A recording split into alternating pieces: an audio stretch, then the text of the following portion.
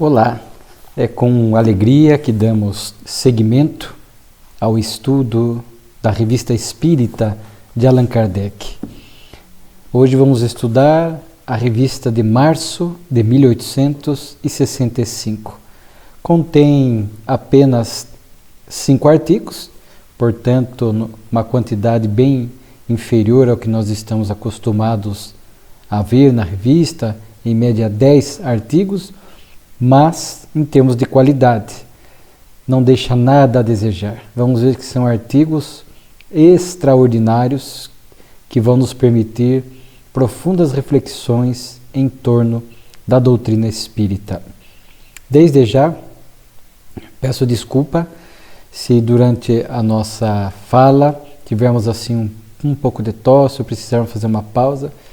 Estamos com Covid pela terceira vez neste ano de 2022, mas leves, apenas com a tosse como sintoma, e aqui estamos para realizar essa tarefa semanal que temos abraçado nos últimos anos.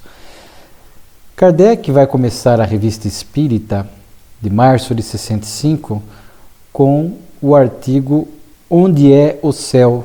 Ou em algumas traduções, Onde está o Céu?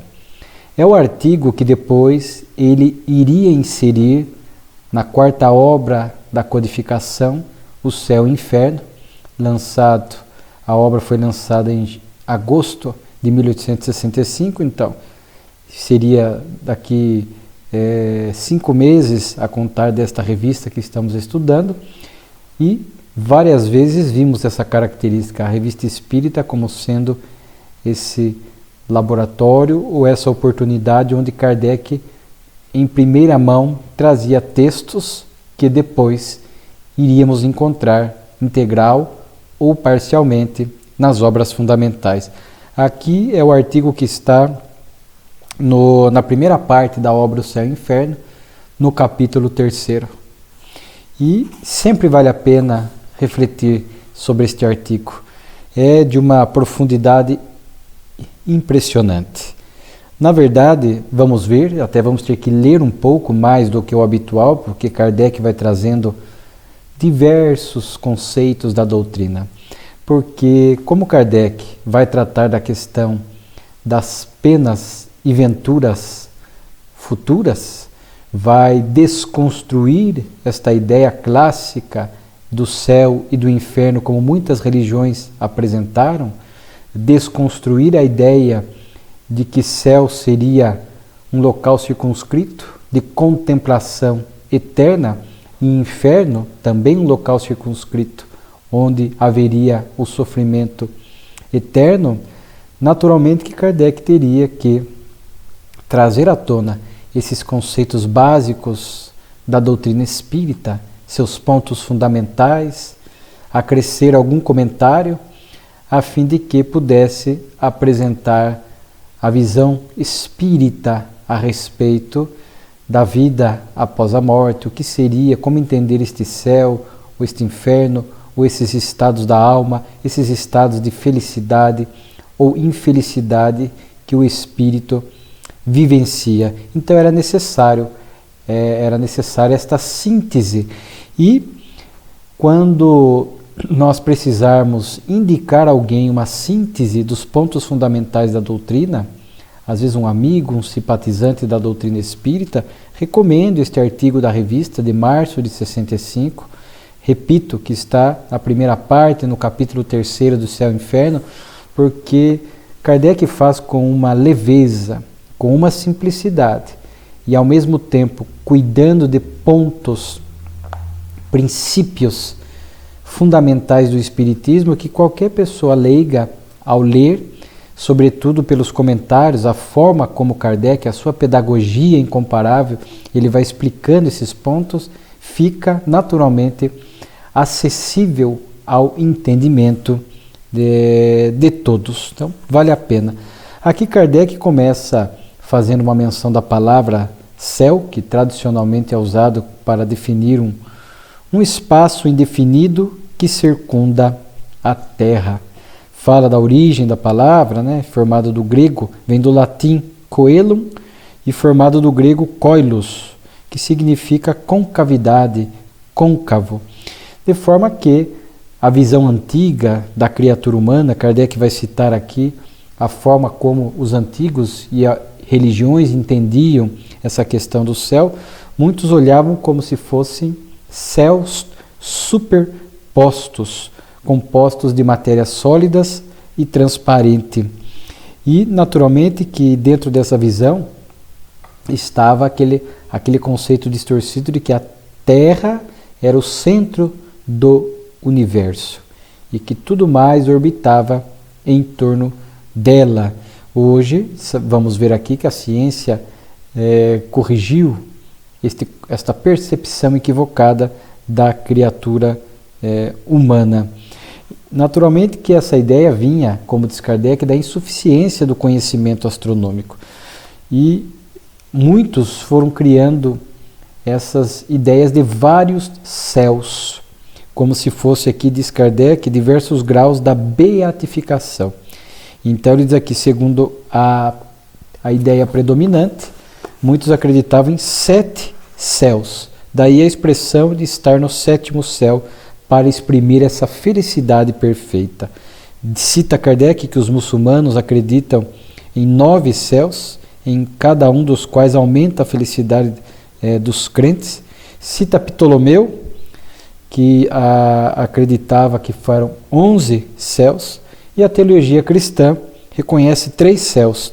O primeiro, a região do ar e das nuvens, o segundo, o espaço onde se movem os astros, e o terceiro, além da região dos astros, é a morada do Altíssimo, de Deus, a casa dos eleitos, daqueles que vão contemplar face a face Deus.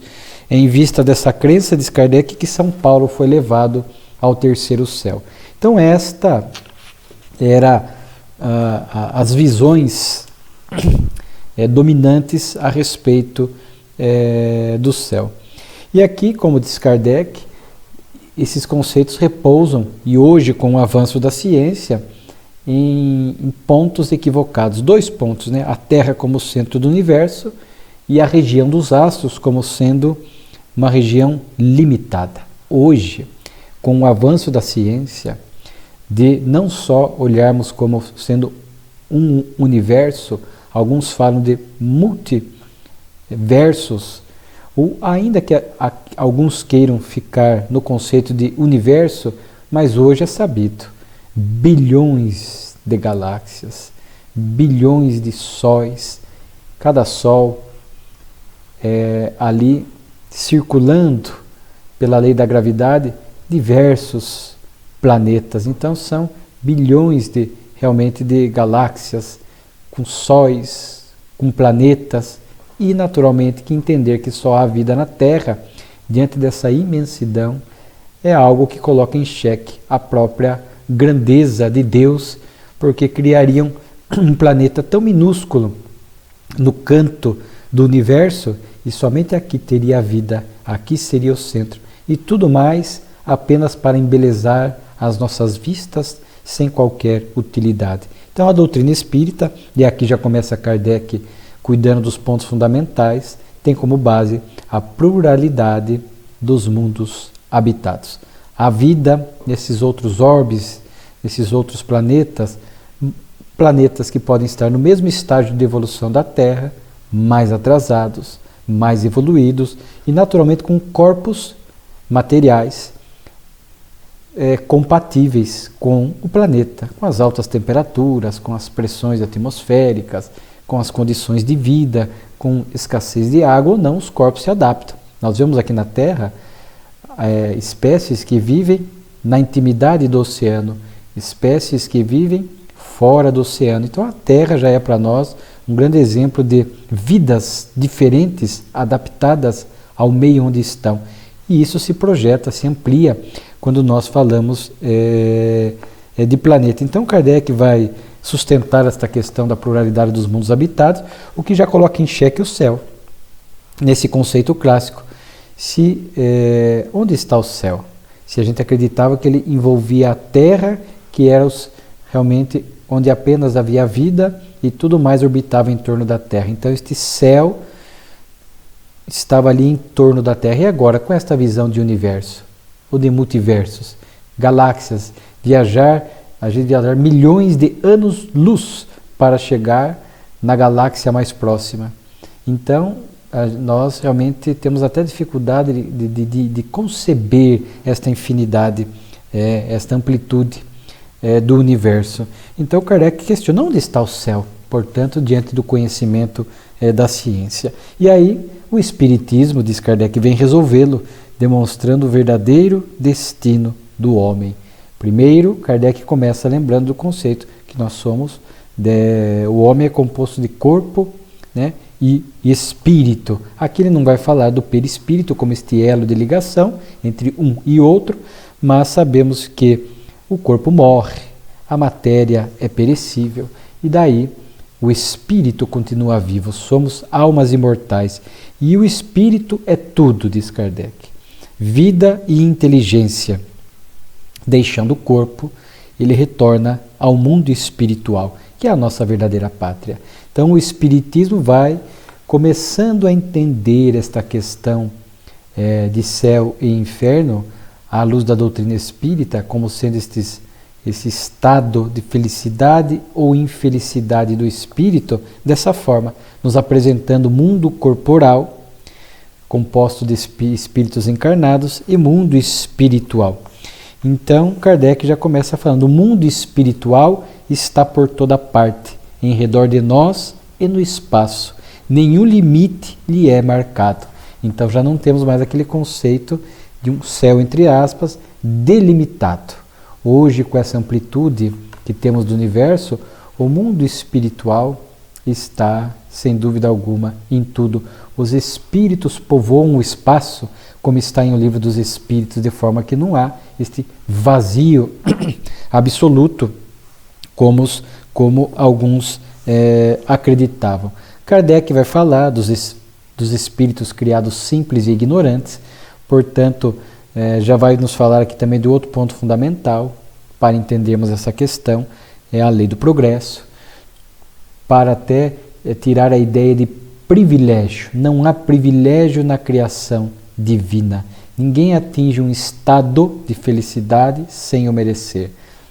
Ninguém sofre sem o merecer, simplesmente por castigo ou por vontade de Deus.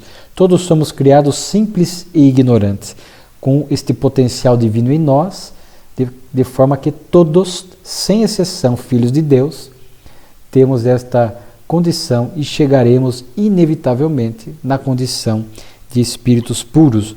Vamos progredindo moral e intelectualmente. E a nossa felicidade, ou aqui nós poderíamos dizer o nosso quantum de céu, fecha aspas, é proporcional ao progresso realizado. E aqui Kardec já coloca em xeque essa questão de locais circunscritos, né? Ele vai dizer assim, dois espíritos, um pode não ser tão feliz quanto o outro, unicamente porque não é tão adiantado intelectual e moralmente, sem que haja necessidade de se achar cada um deles num local distinto. Nós vemos, por exemplo, na obra Nosso Lar, de André Luiz, onde descreve a colônia Nosso Lar, onde, eu não me lembro exatamente, mas parece que 1 milhão de espíritos à época habitavam em Nosso Lar, um pouco mais, mas eram espíritos com gradações de evolução diferenciada. Existem aqueles mais atrasados e mais elevados dentro daquela condição evolutiva de Nosso Lar. E mesmo estando em condições evolutivas diferentes, habitavam os espíritos este mesmo local que é a colônia Nosso Lar. E isso acontece com muitas colônias, né? A felicidade dos espíritos é inerente às qualidades que possuem. Então isso é um conceito importante que Kardec traz. O mundo espiritual tem esplendores em toda parte, harmonias e sensações que os espíritos inferiores, ainda submetidos às influências da matéria, nem mesmo entreveem. O progresso do espírito é fruto do seu trabalho. Então, para que a gente possa se planificar e atingindo esses estados de mais evolução, de mais plenitude, o que alguns ainda enxergam como céu, isso depende do progresso, né? Do fruto do nosso esforço. Vejamos aqui Kardec também construindo a ideia de meritocracia, porque muitas religiões acreditavam que somente os seus eleitos estavam salvos, que teriam acesso ao céu, somente alguns privilegiados. E aí o Espiritismo vem desconstruindo esta ideia. Não há privilégio na criação divina. Pai de amor absoluto não poderia privilegiar este filho em detrimento daquele. Então o progresso é inevitável. Trazemos a centelha divina. Vamos atingir este estado de felicidade plena. Mas podemos apressar ou retardar o nosso progresso. Retardar nunca eternamente, mas por um tempo maior ou menor, mas nunca eternamente. A lei de Deus tem mecanismos para fazer com que o espírito, cedo ou tarde, progrida. Uns podem evoluir rapidamente e outros podem se arrastar por longos séculos na categoria de espíritos inferiores. E aí Kardec vai usar Jesus. A cada um será dado segundo as suas obras. Então aqui é uma expressão do Evangelho, onde muito bem retrata essa questão da lei do progresso, esta questão do mérito que cada um vai forjando, construindo através da própria escolha, do próprio esforço, né, do próprio suor. A felicidade suprema só é partilha dos espíritos puros, né, mas todos atingiremos aquela escala espírita do Livro dos Espíritos, atingiremos este estado de espírito puro. Né, e mesmo assim continuamos a progredir em estágios que nós desconhecemos, porque inclusive está na Revista Espírita uma mensagem dessa natureza, onde Deus é único e sempre há uma distância evolutiva entre nós e Deus. Então mesmo os espíritos puros estão submetidos, embora não possamos compreender diante da nossa pequenez espiritual, a esse progresso, né? A encarnação, Kardec agora vai falar da reencarnação, né? É necessário o duplo progresso do espírito, moral e intelectual. Intelectual pelo trabalho que ele é obrigado a desenvolver aqui na Terra. Então o espírito, quando está aqui, é obrigado, tem que trabalhar para se sustentar, fazer escolhas, se aprimorar, e isso vai ajudando a desenvolver esta parte intelectual. E a moral pelas relações sociais, lei de sociedade, mais uma lei. Então vejamos que é um artigo realmente muito completo, né? Lei de sociedade, onde ali nós vamos conviver com pessoas mais evoluídas, menos evoluídas, mais ou menos no mesmo estágio que nós, onde somos convidados a exercitar a moralidade, a boa ou a má conforme o nosso estágio. Aqui Kardec cita bondade ou maldade, violência, suavidade, caridade, egoísmo, avareza, enfim, cada um no seu estágio de evolução. Mas como uma única vida é insuficiente para que o espírito progrida dentro daquilo que lhe é proposto, decorrente da criação divina, naturalmente que ele voltará a reencarnar tantas e quantas vezes forem necessárias para o seu aprendizado, para o seu progresso. Eis porque Deus é soberanamente justo e bom. Mais um princípio da doutrina. Deus, Criador de tudo e de todos, soberanamente justo e bom. Concede ao espírito do homem tantas existências quantas forem necessárias para o seu objetivo. Então não há como conceber dentro desse amor de Deus um inferno, sofrimento eterno, uma chance, uma vida, uma oportunidade, uma escolha equivocada, e este Filho de Deus ficará eternamente sofrendo nas fogueiras do inferno. É incompreensível, né? Nós, alguns, respeitamos quem ainda defende esse ponto de vista, mas dentro desta lógica, como Kardec vai propondo, já não há mais como sustentar esse tipo de pensamento. No intervalo das reencarnações, das existências corpóreas, o espírito regressa por um período mais ou menos longo no mundo espiritual, onde é feliz ou infeliz, conforme o bem ou mal que haja feito. Então não há mais esta questão do céu e inferno, né? O mundo espiritual é muito amplo. Quando estudamos a literatura espírita, entendendo este mundo espiritual que envolve, que está ligado vibratoriamente à Terra, já é muito amplo.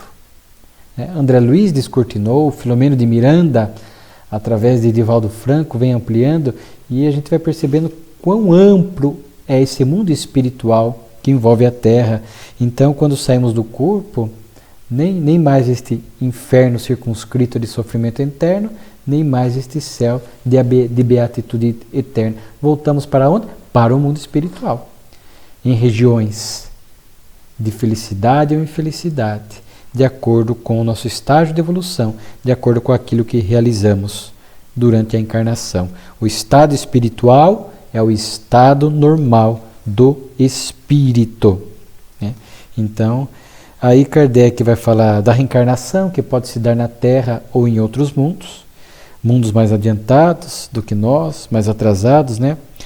E de acordo com as nossas necessidades evolutivas, de acordo com o nosso estágio de evolução.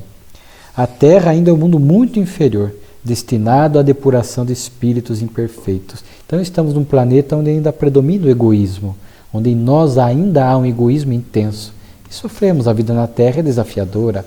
Vemos aqui as expiações dolorosas, as provações difíceis, mas tudo isso ainda por conta da nossa imperfeição. Mas é um estado transitório. A lei do progresso é inexorável, atinge os indivíduos e atinge os mundos, né? A felicidade dos espíritos bem-aventurados não está na ociosidade contemplativa, mas na atividade constante no bem, isenta de fadigas. Para nós, trabalho aqui é cansaço, é algo penoso.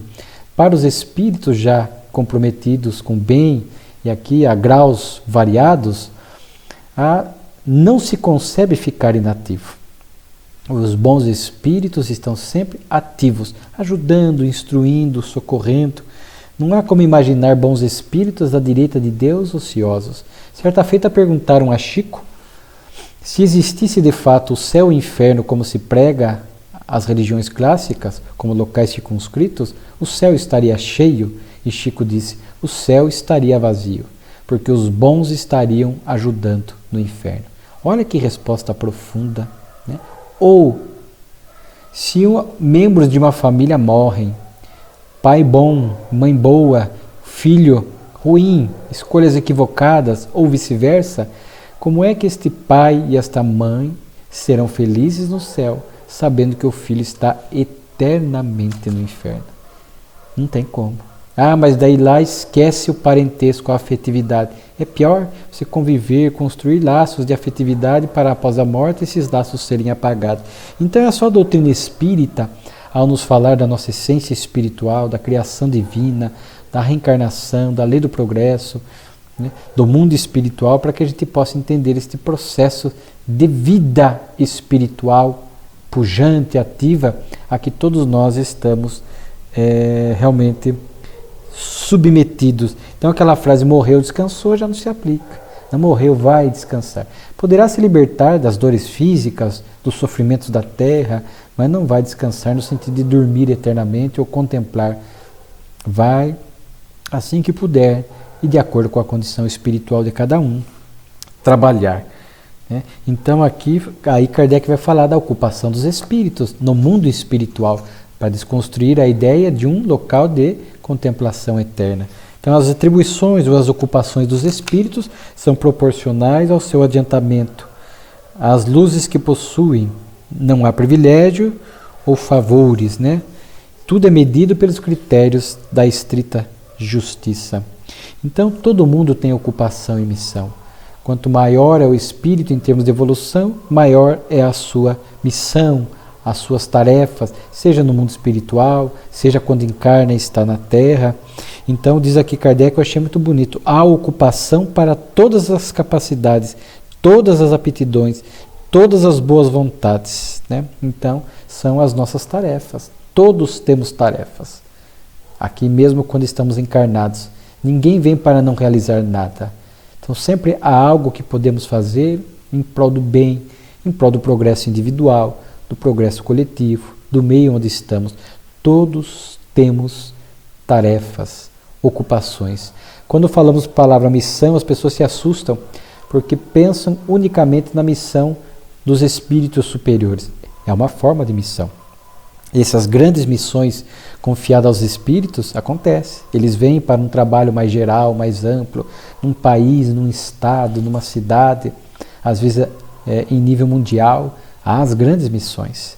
Existem missões até menores, quando o espírito, veremos um caso na Revista Espírita, de um espírito grandioso que vem para uma missão especial, no lar, para cuidar dos membros da família, influenciá-los para o bem. Há espíritos que abraçam essa tarefa. São espíritos grandiosos, mas vêm para uma missão mais circunscrita. Isto pode acontecer. E o que Kardec chamou missões secundárias, né? Que são aquelas pequenas tarefas que fazem parte do nosso dia a dia, do nosso cotidiano, como desde pai de família até o homem de gênio, né? Então são missões secundárias do dia a dia, do nosso dia a dia, que diz aqui Kardec, é aqui que muitos falham, prevaricam, renunciam, porque as grandes missões dos espíritos superiores, não há regressão espiritual, eles cumprem, eles não falham, né? Os espíritos superiores. Agora essas missões secundárias, porque ainda somos imperfeitos, sofrendo a influência da matéria, estamos no corpo e esquecemos dos compromissos que fizemos e falhamos nessas missões secundárias, quando não raro nos complicamos ainda mais moralmente. Então é um texto muito belo. Kardec, por toda parte há vida e movimento, nenhum recanto do espaço que não seja povoado. O espírito se movimenta de acordo com as suas possibilidades evolutivas, pelo pensamento, aqueles que têm condições para tanto. Espíritos mais sofridos, atrasados, momentaneamente, ficam presos ao planeta onde estão, não conseguem muita essa mobilidade. Os espíritos mais elevados conseguem até se movimentar e visitar outros planetas, né? Os espíritos se agrupam por afinidades, formando essas colônias, essas cidades, esses grupamentos no mundo espiritual, né? Onde ali ele irradia suas próprias qualidades, formando famílias espirituais homogêneas, né? Então é muito bonito. Cada globo, pois, tem a sua população de espíritos encarnados e desencarnados.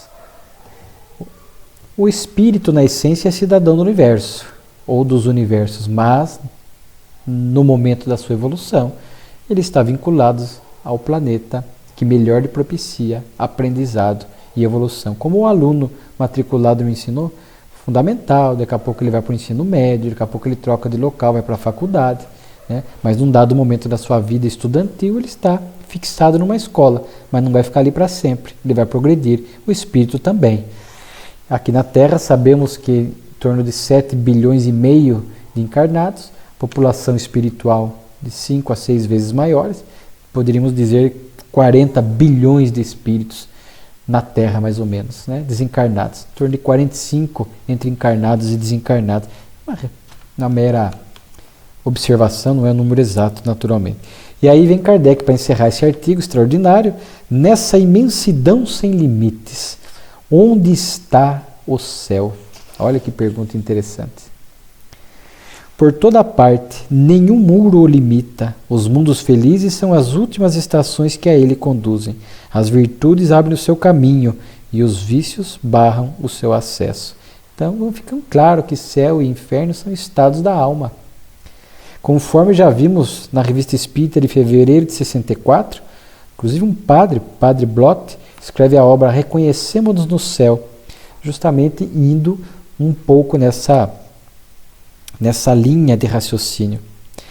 Como é pequenina e mesquinha a doutrina que circunscreve a humanidade a um imperceptível ponto no espaço.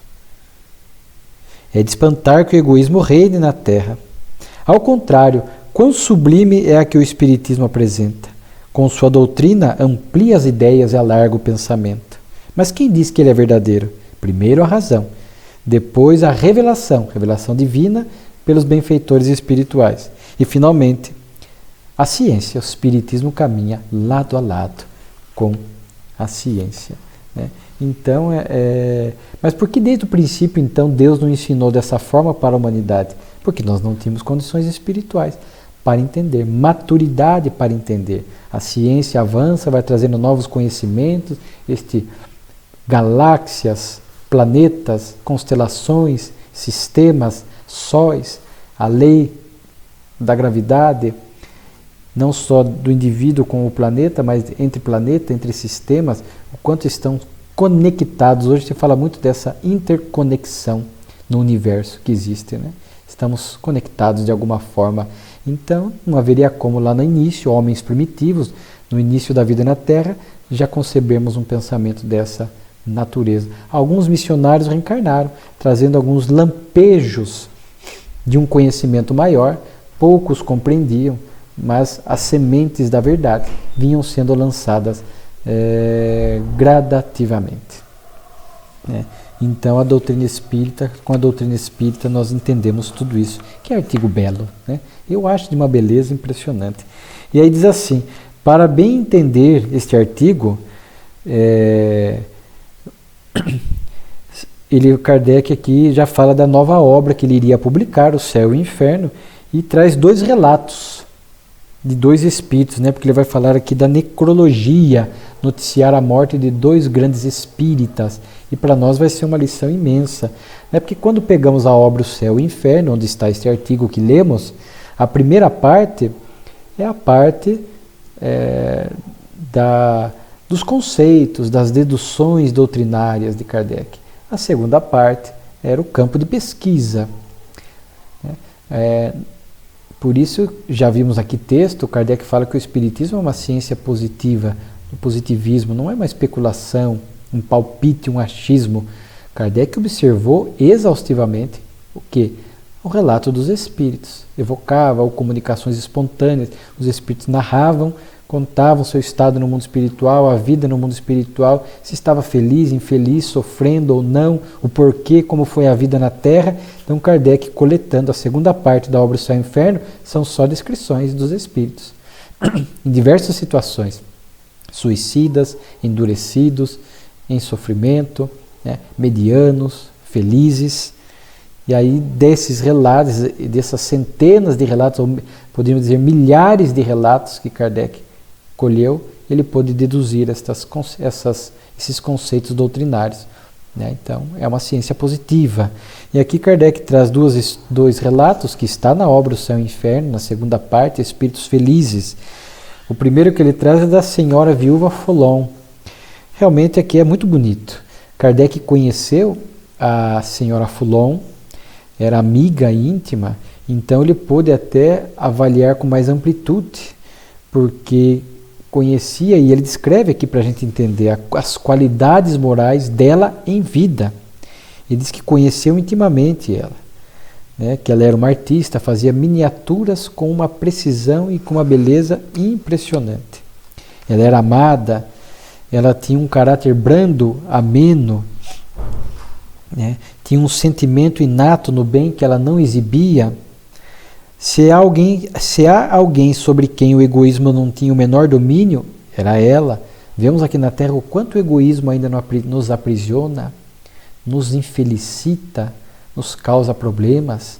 O Livro dos Espíritos é o vício moral mais grave.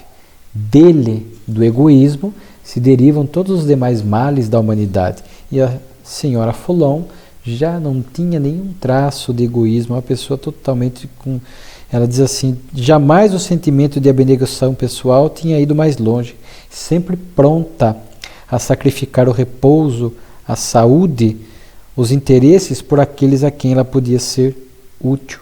A sua vida foi uma série de dedicações ao próximo e também enfrentou rudes provações, as quais sua coragem e sua resignação jamais faliram. Ela educou uma numerosa família e assegurou uma honrosa posição a todos os filhos. Então, formou e educou os seus filhos, né? E ela nem sempre foi espírita, porque a doutrina era nova na Terra. Ela, quando conheceu a doutrina espírita, foi para ela um raio de luz. Dizia que já tinha uma vaga intuição de tudo aquilo que o espiritismo ensinava. Isso acontece com muitas pessoas, né? O espírito já traz do mundo espiritual esse conhecimento, traz de vidas passadas, ou adquiriu no mundo espiritual. E aí, quando ele trava contato com a doutrina, ele fala, mas eu já sabia que era assim, eu já conhecia, eu sinto que já era assim mesmo que eu pensava. Então, era esta vaga intuição que esse espírito já trazia. Sua morte foi digna de sua vida, não teve nenhuma apreensão penosa, morreu com calma. Ela que sempre havia retribuído o mal com o bem e deixou a vida perdoando todos. Né? E aí ela vai dar 2 comunicações. Inclusive, a primeira 3 dias após a sua desencarnação. Então essa lucidez já revela um espírito diferente. Quando nós trazemos esses relatos e encontramos lá no céu e inferno, essas comunicações espirituais, seja dos espíritos desse porte espiritual elevado ou em sofrimento, sempre é um imenso aprendizado para nós, né? As bênçãos da reunião mediúnica que nos propiciam essas inúmeras lições, né?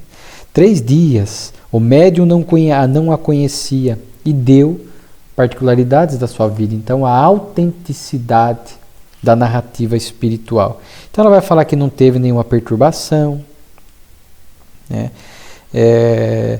Vai falar deste ideal de beleza por ter sido artista aqui na Terra.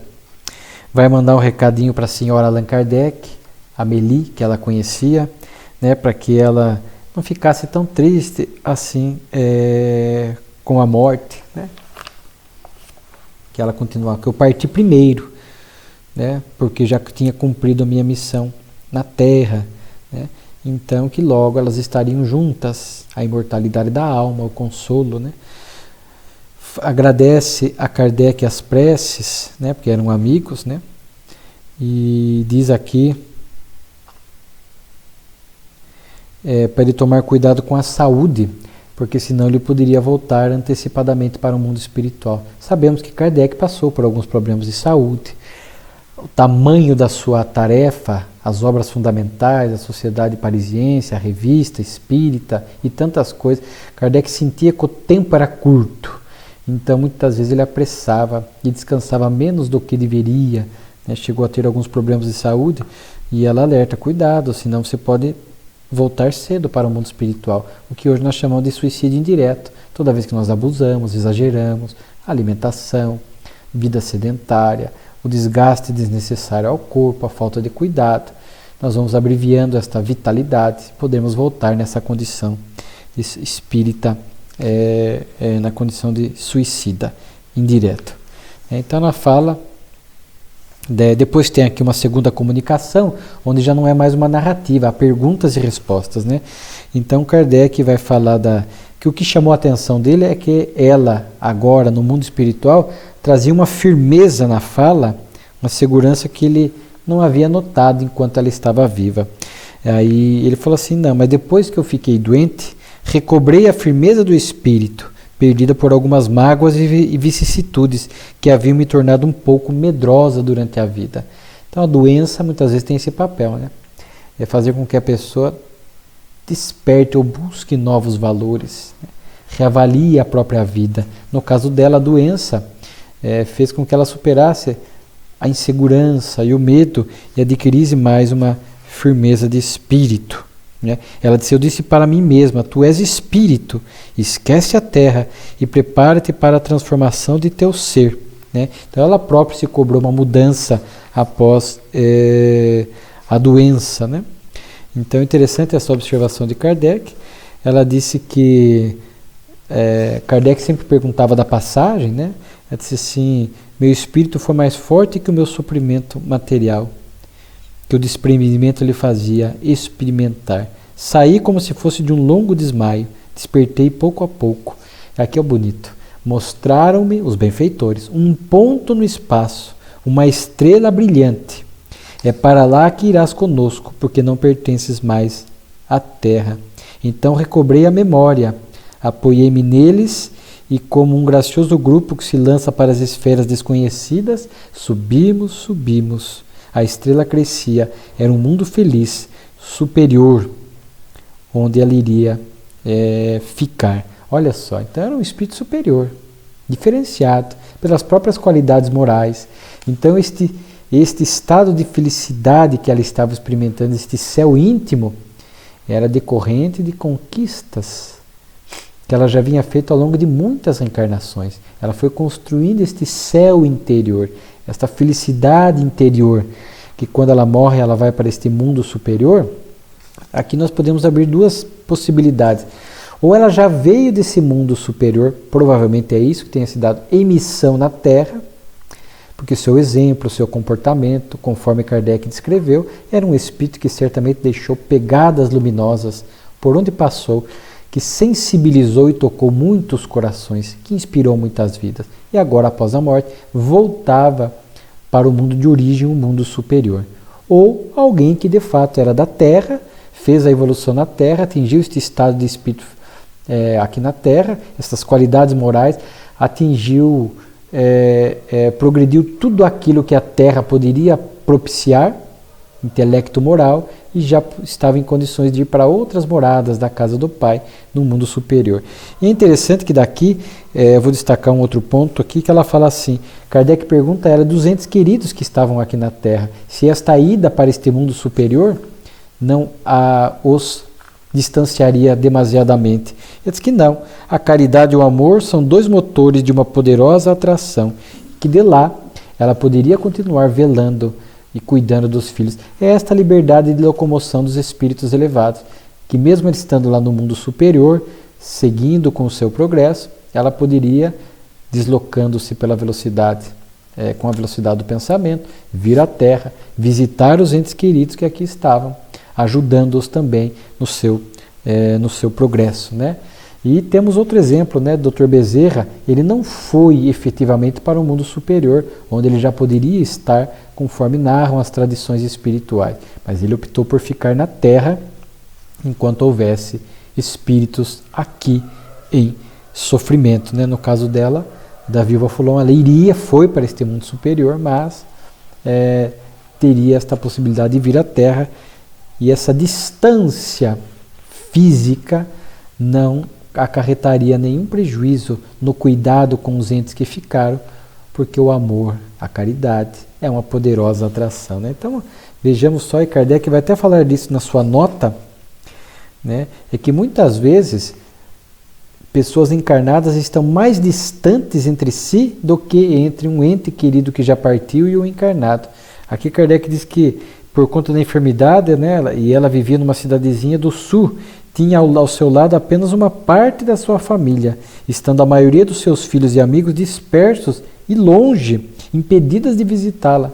Então a vida material impunha até essa distância. Agora desencarnada, liberta da matéria, ela estava mais perto dos entes queridos do que enquanto estava no corpo. Essas belezas de informações que a doutrina espírita vai nos apresentando. Então que este caso da viúva Volon seja uma inspiração para todos nós, para que a gente possa se inspirar nas suas qualidades morais, né, e tudo mais, para que, se ainda não temos acesso ao mundo superior como ela, porque é um espírito diferenciado, né, que nós possamos ter acesso aqui na Terra, às regiões felizes, continuar trabalhando, não é para ficar retido lá desfrutando, trabalhando. E quanto mais equilibrados estivermos e mais condições espirituais tivermos, melhor podemos visitar e ajudar aqueles entes queridos, os amigos queridos que ficaram aqui na Terra. Depois uma narrativa semelhante, porque é de um espírito superior também, de um espírito feliz, que também está na segunda parte da obra O Céu e o Inferno, Dr. Demer, uma alma de escola, médico homeopata. É aí que diz Kardec, né? Só o conhecemos através de cartas, quer dizer, não teve contato direto. E aqui até aproveito publicamente para me corrigir, porque acho que em algumas palestras, porque eu ouvi de alguém e passei adiante sem conferir, acreditava que o Dr. Demer tinha sido médico de Kardec na Terra, porque ele no mundo espiritual estava cuidando da saúde de Kardec, conforme veremos. Muitas vezes ajudou Kardec, né? Mas ele era só médico espiritual de Kardec, porque na Terra eles não se conheceram. E Kardec certamente colheu essas informações, né? Sua bondade e sua caridade eram inesgotáveis, e a despeito da sua idade avançada, nenhuma fadiga o detinha para ir socorrer os pobres. Então veja só que beleza. Característica de espírito superior. A gente, quando lê assim, é para que a gente possa se inspirar e tentar fazer igual. Então, se nós que, muitas vezes, muitos de nós não temos a idade avançada, temos preguiça e desânimo, temos que superar. Se eu já estou na terceira idade, como o Dr. Demer, que eu possa vencer as fadigas do corpo para ajudar as pessoas. Não me acomodar na fase final da vida, sempre encontrar oportunidade de aprender e servir, como o nosso Divaldo Pereira Franco, né, que hoje, 2022, com 95 anos de idade, nos dá um exemplo muito semelhante, né? Então, o Dr. Demer, pelo que a gente percebe, foi um médico profundamente caridoso, abnegado, né, com grande conhecimento. E aqui Kardec chega a dizer que ele seria o curador da medicina. Ou, quando a gente eu estava lendo a descrição aqui, lembramos muito também do Dr. Bezerra, né, o médico dos pobres. Dr. Demer havia abraçado com ardor a doutrina espírita. Sua prece em vir até nós assim que morreu, sua solicitude por nós e os cuidados que nos dispensou na situação em que nos encontrávamos no momento, parece ele ter sido chamado a desempenhar essa tarefa, né? Kardec vai até descrever aqui uns problemas de saúde que ele passou e que o Dr. Demer já estava ali no mundo espiritual, cuidando, né, de Allan Kardec. Uma das narrativas, agora aqui já as comunicações do Dr. Demer, que vão revelando esta grandeza espiritual, ele diz assim: saí da letargia, esse torpor funesto que prolonga a turbação que segue a morte. Despertei e de um salto fiz a viagem. Como sou feliz! Não sou mais velho nem enfermo. Olha só, a rapidez com que isto acontece realmente denuncia a evolução espiritual do Dr. Demer, né? Rejuvenesceu, alguns demoram, alguns não conseguem. Alguns até quando se acham vivos ou estão profundamente apegados às coisas da terra, até vão envelhecendo no mundo espiritual pelos condicionamentos da mente. Dr. Demer rejuvenesceu rapidamente, pela ação da mente, né? Tinha condições espirituais para fazê-lo. E já se viu liberto da doença. Muitos morrem e não conseguem manter a mesma aparência, não conseguem rejuvenescer de primeiro momento. Conservam ainda as impressões da doença, da dor, que ainda trazem alguns desequilíbrios, algumas desarmonias no perispírito. Sou leve como um pássaro, né? Então fala da sua leveza, porque agora já não tinha mais a matéria grosseira, o corpo físico, e trazia pela evolução a leveza do perispírito, o corpo espiritual sutil, porque há pessoas que deixam o corpo físico, mas são tão materializadas que o perispírito ainda é grosseiro e pesado, e eles não conseguem se locomover pelo pensamento, não conseguem volutar. Há espíritos que estão tão perturbados, são tão grosseiros que caminham no mundo espiritual, né? Então aqui Dr. Demer fala, também numa outra comunicação, que ele estava ao lado do Espírito de Verdade, que me permite tomar a palavra em seu nome às vezes. Então veja só, o Espírito de Verdade é Jesus. Então para o Dr. Demer estar ali próximo, perto, junto de Jesus, e muitas vezes usar a palavra em nome dele, é porque de fato é um espírito muito elevado.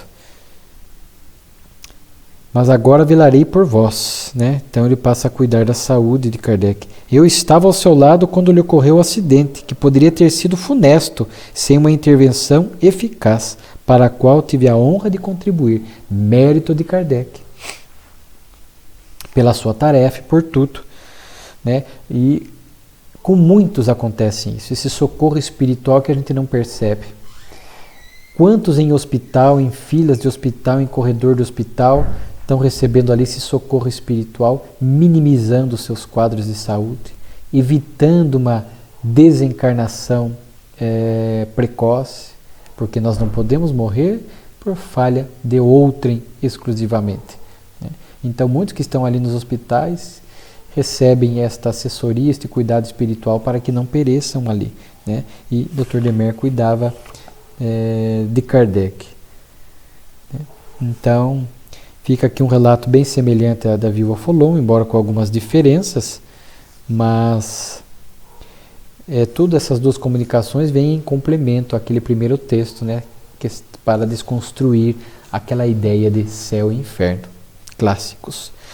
Aí temos aqui, antes de encerrar, o último artigo é apenas uma notícia bibliográfica, um anjo do céu na terra, onde um integrante da sociedade parisiense faz a descrição, Sr. Feito, que é um livro que fala bastante da caridade, né? Então Kardec fala que é um livro que tem pontos em comum com a doutrina, não integralmente, mas enfatiza muito a caridade. Então Kardec fala que é um bom livro. Naquela época primeira do Espiritismo, importantes obras, livros que surgiam, que se afinavam parcialmente com a doutrina, ainda que não integralmente, mas parcialmente. Naquele contexto vinha em apoio ao Espiritismo. Hoje, né, nós já recomendamos que a Casa Espírita tenha obras que se afinam totalmente com a doutrina espírita. Aquele momento era o primeiro momento da doutrina, né? Kardec, quando encontrava algum livro que tinha apoio numa ideia espírita, ele citava aqui na Revista Espírita alguns, né? Recomendava, aqui no caso ele recomenda porque é um livro que enfatiza muito a caridade, né? Mas agora hoje as casas espíritas já que tem que ter esse cuidado, não adianta colocar ali livros que se coadunam parcialmente com a doutrina e que muitas vezes até distorcem outros pontos da doutrina. Há que se ter esse cuidado e entender que são épocas, contextos diferentes. E o último artigo aqui para a gente citar, o tempo curto, mas é um caso que houve o processo Hilaire. Vocês lembram que em agosto de 64, Kardec cita o médium Jean Hilaire, uma faculdade mediúnica versátil, ampla, de efeitos físicos inclusive, e isso acabou gerando um processo contra ele. Kardec vai mencionar aqui que ele já tinha tido notícias e percebeu que o médium Hilaire estava derrapando para o orgulho, queria projeção igual ao Daniel Douglas Home, queria um teatro maior do que a sua aldeia. Então Kardec foi percebendo ali o orgulho, um dos escolhos da mediunidade, conforme nós sabemos.